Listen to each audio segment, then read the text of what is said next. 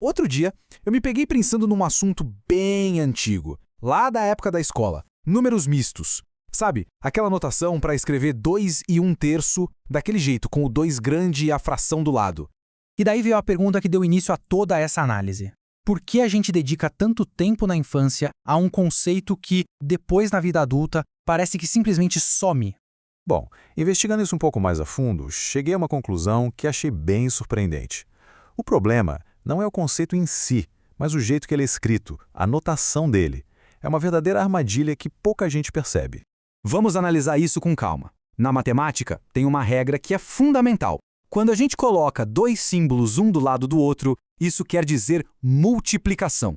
3x, por exemplo, significa 3 vezes x. 3y significa 3 vezes y. E aqui está o ponto central. Essa regra vale em todo lugar, menos justamente para os números mistos.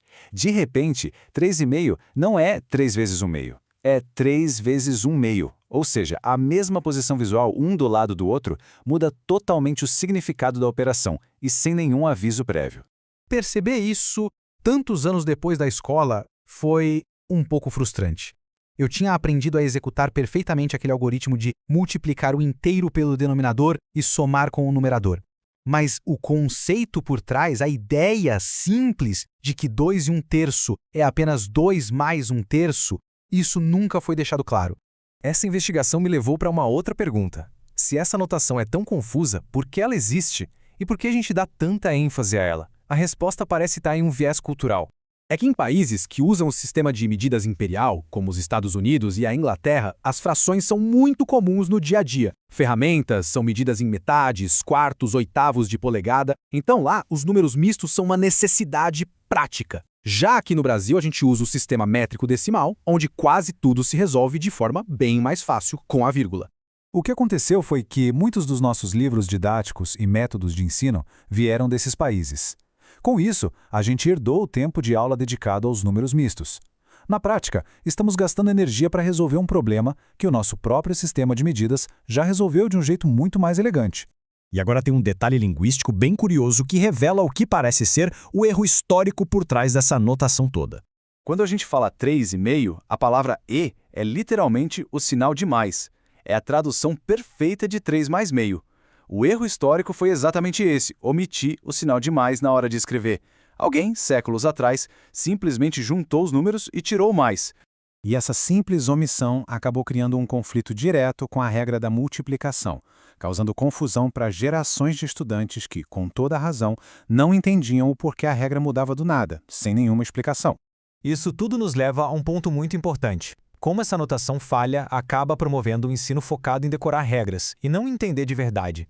Geralmente, o que se ensina é o truque multiplica o de baixo pelo inteiro, soma com o de cima. O aluno decora, aplica na prova e acerta. E aparentemente o objetivo foi atingido. Mas a diferença é gigante. O caminho do algoritmo funciona, mas não explica o porquê. Já o caminho da compreensão parte de um princípio muito mais simples, de que aquilo é apenas uma soma, e permite que o aluno realmente entenda o que está fazendo, aplicando o que já sabe sobre frações.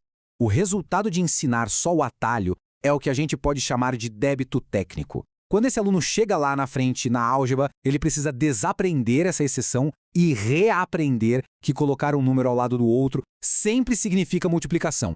É um retrabalho que não precisava existir. Pois bem, então como isso poderia ser corrigido? A solução é bem direta e foca na raiz do problema. É muito importante reforçar. A ideia de separar uma parte inteira de uma parte fracionada é perfeitamente natural e útil. O problema não é o conceito, é a notação que contradiz outras regras da matemática. E a solução é simples.